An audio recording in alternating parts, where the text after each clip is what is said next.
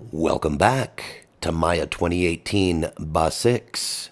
Today we're going to cover the Crease Tool. The Crease Tool is an alternative to adding edge loops to control the curvature. When you do the smoothing tool, you would add edge loops here, edge loops here, edge loops here to allow retention of the shape that we're looking for. Let's say we want things to be smoothed around these edges and all these other edges, but we want to retain the square shape of this. Well, that ain't gonna cut it, right?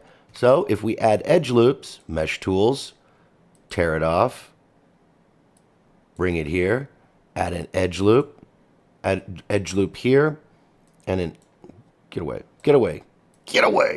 and an edge loop here. What we have when we hit the 3 key is a retention of the shape, right?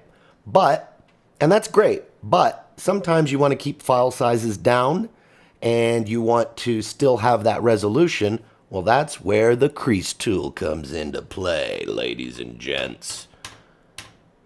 So let's take a look at that. We're going to go here into Mesh Tools, Crease. Let's take a look at the very minimal tool settings. I'm just going to keep it on default, absolute mode, absolument, and then we're going to hit the Crease Tool. Crease Tool, select components to crease, then drag the middle mouse button. So looks like we're going to do this. I double clicked on that so that I could get the entire edge loop there, as you can see. And now we're going to crease. But first, let us use this, right? And now let's try middle mouse dragging. There we go. We do this. We can drag it. And drag it. We're creasing these edges. Now, difference. Hard edges. Softer edges. But we retain the shape of our, what is it, window frame, if you will, or door frame.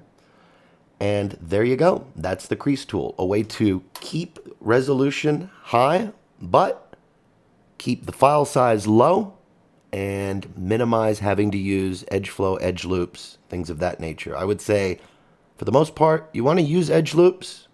That's your #1 strategy. But if you need to keep file size down and you need to keep your edge flow to a minimum, go with the Crease Tool.